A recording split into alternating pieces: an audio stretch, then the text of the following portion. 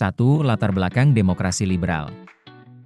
Setelah Belanda mengakui kedaulatan Indonesia, pada tahun 1949 Indonesia sempat berbentuk negara federal yang disebut Republik Indonesia Serikat, RIS.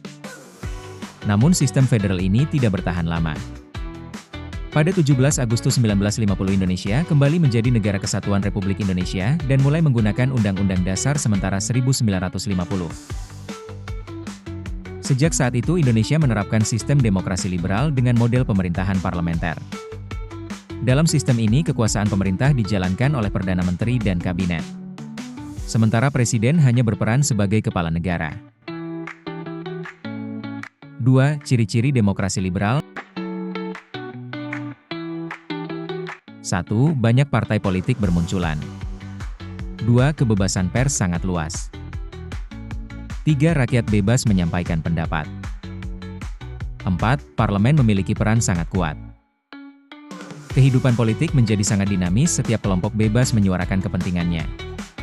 Namun kebebasan ini juga membawa dampak negatif.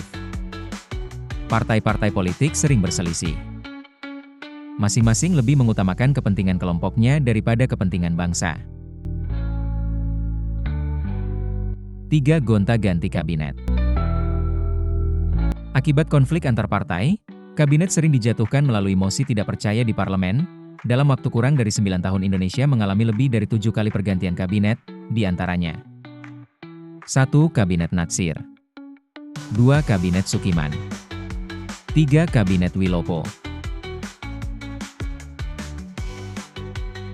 5. Kabinet Burhanuddin Harahap 6. Kabinet Ali Sastro Amidjojo II 7. Kabinet Juanda. Kabinet yang sering berganti menyebabkan program pembangunan tidak berjalan maksimal, pemerintahan tidak stabil, kepercayaan rakyat menurun, kondisi ekonomi semakin sulit. 4. Kondisi sosial si ekonomi. Ketidakstabilan politik berdampak besar pada kehidupan rakyat. Harga kebutuhan pokok meningkat. Pengangguran tinggi. Banyak daerah mengalami ketegangan dan pemberontakan. Di berbagai wilayah muncul gerakan separatis seperti DTI, PRRI, Permesta. Pemerintah pusat menjadi kewalahan menghadapi masalah politik, ekonomi, dan keamanan. 5. Pemilu 1955. Di tengah kondisi negara yang tidak stabil, Indonesia berhasil mencatat sejarah besar dengan menyelenggarakan pemilu pertama tahun 1955. Pemilu ini bertujuan memilih anggota Dewan Perwakilan Rakyat atau anggota konstituante. Pemilu ini diikuti oleh puluhan partai politik. 6.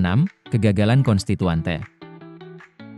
Konstituante yang bertugas menyusun UUD baru justru terjebak dalam perdebatan panjang. Perdebatan utama terjadi tentang dasar negara, sistem pemerintahan, hubungan agama dan negara. Sidang demi sidang dilakukan namun tidak pernah mencapai kesepakatan. Dekret Presiden 5 Juli 1959. Melihat kondisi negara yang semakin genting, Presiden Soekarno akhirnya mengambil langkah tegas. Pada 5 Juli 1959, Presiden mengeluarkan Dekret Presiden yang berisi pembubaran konstituante. Kembalinya Indonesia ke UUD 1945. Dekret Presiden mengakhiri masa demokrasi liberal dan sekaligus pintu lahirnya demokrasi terpimpin.